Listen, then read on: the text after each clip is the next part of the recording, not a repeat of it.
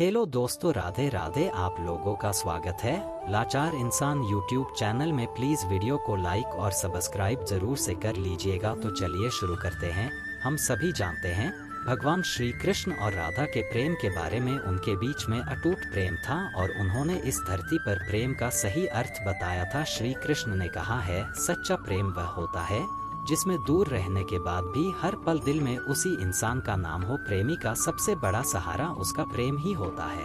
जिस प्रेम में प्रमाण देना पड़े वह प्रेम नहीं है। प्रेम को प्रमाण की नहीं समझने की जरूरत है। जिससे प्रेम करते हो उसे समझने की कोशिश करो। परखने के लिए तो सारी दुनिया पड़ी है। सृष्टि में एक प्रेम ही है जो लाख प्रयत्न करो खत्म करने का, लेकिन वह बढ़ता ही जाता है। प्रेम अगर सच्चा होगा तो वह आपकी परीक्षा नहीं प्रतीक्षा करेगा। जिस पर राधा को मान है, जिस पर राधा को गुमान है, यह वही कृष्ण है जो राधा के दिल हर जगह विराजमान है। समय देखकर नहीं, समय देकर प्रेम करना सीखो। जो आपको कहना है और आप कह नहीं पाते उसी को सरल भाषा में प्रेम कहते हैं।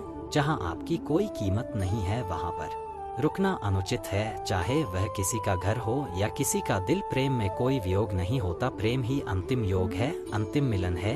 दिल से जो दिया जा सकता है वह हाथ से नहीं, और मौन से जो कहा जा सकता है वह शब्द से नहीं। अपने कभी छोड़कर नहीं जाते, जो चले गए वह अपने नहीं होती। प्रेम सुख के साथ दुख भी लाता है, पर जो उस दुख को सुख समझता है उसका प्रेम सु और सच्चा है।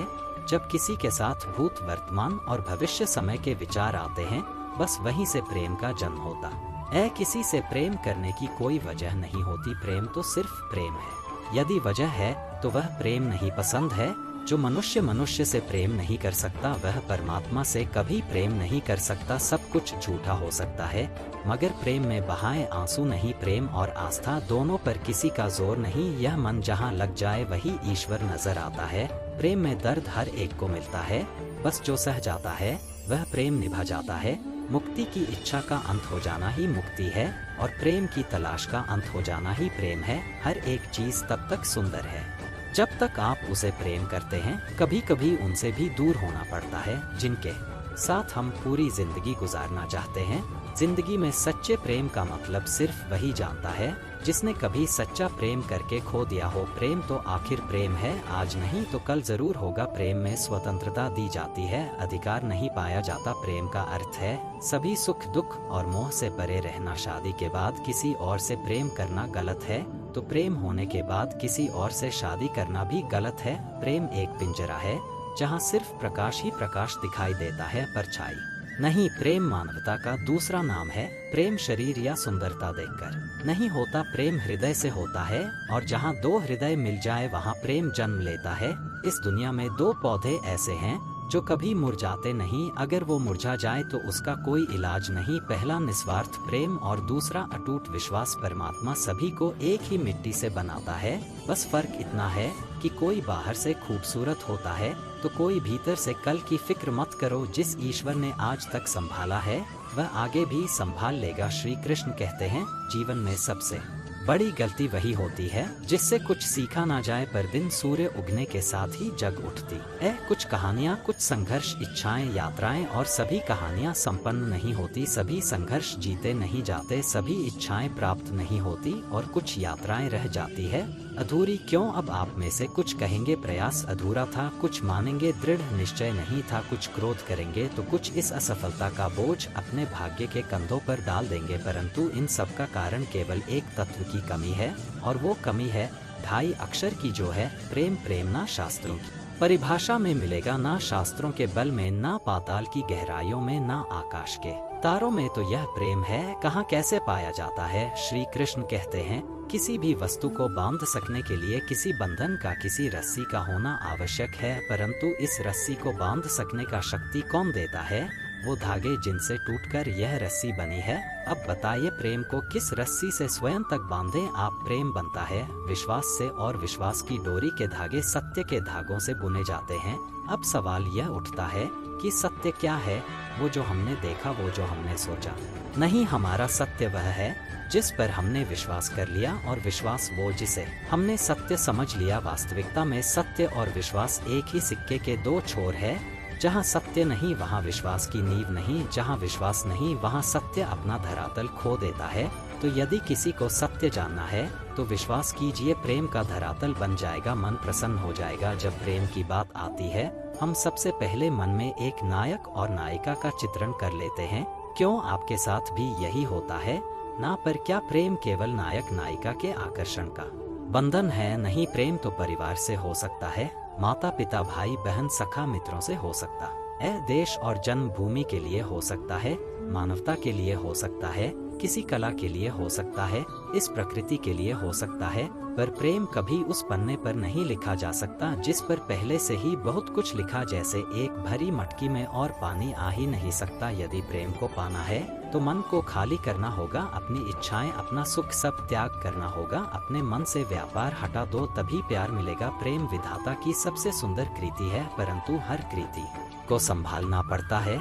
जब प्रेम की बात आती है तो लोग किसी का मुख स्मरण कर लेते हैं, ऐसी आंखें वैसी मुस्कान तिरछी भ्रुकुटी घने केस पर। क्या यही प्रेम का अस्तित्व है? नहीं, यह उस शरीर का अस्तित्व है जिसे हमारी आंखों ने देखा और हमने स्वीकार कर लिया, परंतु प्रेम भिन्न है। प्रेम उस वायु की भांति है जो हमें दिखाई नहीं देता किंतु वही हमें जीवन देता है। संसार किसी स्त्री को कुरूप कह सकता है क्योंकि वह उसे अपने तन की आंखों से देखता है, पर संतान उसी माता को संसार में सबसे सुंदर समझता है क्योंकि वह भाव से देखता है, तन की आंखों से।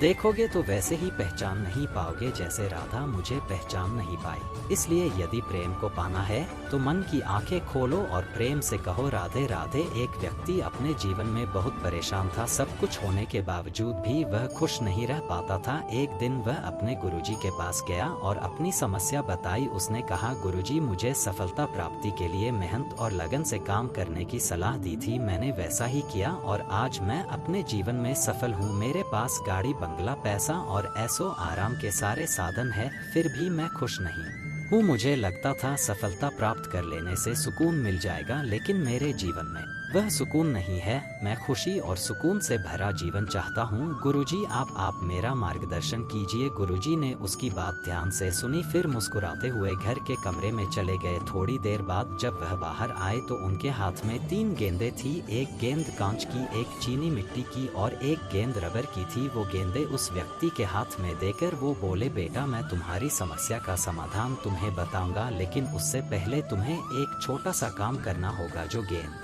मैंने तुम्हें दी है उन्हें तुम अपने हाथों में लेकर एक के बाद इस तरह उछाल जाओ कि एक समय में कम से कम एक गेंद हवा में जरूर रहे। व्यक्ति उन गेंदों को हवा में उछालने लगा। वह एक गेंद हवा में फेंकता तो 2 गेंद उसके हाथों में रहती। जब हवा में उछाली गई गेंद नीचे गिरने वाली होती तो वह हाथ में रखी गेंदों से एक को हवा में उछाल कर उस गेंद को पकड़ लेता। यह सिलसिला इसी तरह चल रहा था। इसी तरह गुरुजी के कहे अनुसार एक समय में एक गेंद हवा में अवश्य रहती थी। कुछ देर बाद एक ऐसा समय आया जब चीनी मिट्टी की गेंद हवा में थी और कांच और रबर की गेंद उसके हाथ में थी, लेकिन इस बार उसका सही संतुलन नहीं बन पाया और हवा में उछाली गई चीनी मिट्टी की गेंद नीचे ही जमीन पर गिरने लगी। चीनी मिट्टी की गेंद सबसे ज्यादा कीमती थी, इसलिए उस व्यक्ति ने सोचा जब 2 ही गेंद जमीन में गिरने से बचाई जा सकती है तो चीनी मिट्टी और कांच की गेंद को बचाना ज्यादा सही है। उसने तुरंत अपने हाथ में से रबर की गेंद नीचे गिरा दी और चीनी मिट्टी की गेंद पकड़ ली। गेंद गिरने से वह दुखी हो गया क्योंकि गुरुजी का बताया गया काम सही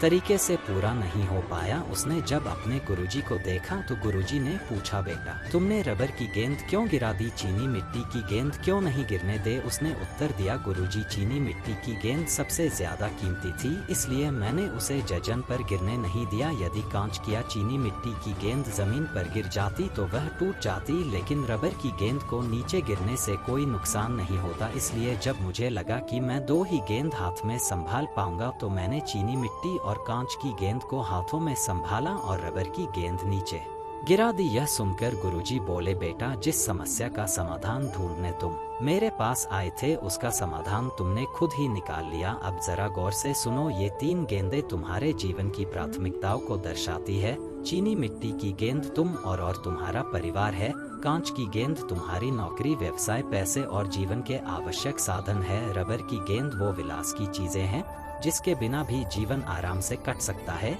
जैसे महंगा मोबाइल, घड़ी, अन्य महंगे शौक। तुमने अपने जीवन में कांच और रबर की गेंद पर ध्यान दिया और नौकरी, घर, गाड़ी, बंगला सुख सुविधाओं के सारे साधनों के साथ अपने महंगे शौक भी पूरे किए, लेकिन चीनी मिट्टी की गेंद यानी खुद पर, अपने परिवार पर ध्यान नहीं दिया। यही कारण है कि तुम्हें अपने जीवन में खुशी और सुकून की कमी खल रही है। बेड़ा जीवन में आगे बढ़ते समय अपनी प्राथमिकता तय करके रखो। जब भी जीवन की 3 गेंदों का संतुलन बिगड़ता सा महसूस हो तो रबर की गेंद छोड़ो, जीवन में खुशियां सदा बनी रहेगी। इस कहानी से हमें क्या सीख मिलती है? जीवन में अक्सर ऐसा होता है कि काम और पैसों के पीछे भागते भागते हम अपने लिए और अपनों के लिए समय नहीं निकाल पाते। यही कारण है कि हम खुशी और सुकून के लिए तरस जाते हैं। जीवन में इतना तेज भी क्या भागना कि खुशियां पीछे रह जाएं। अपनी प्राथमिकताओं को समझो। आगे बढ़ना और सफल होना जितना महत्वपूर्ण है, उतना ही खुशियां और सुकून, उन्हें नजरअंदाज ना करें। दोस्तों, इस वीडियो में बस इतना ही। मिलते हैं अगली वीडियो में। अपना ख्याल रखिएगा। जय श्री कृष्ण।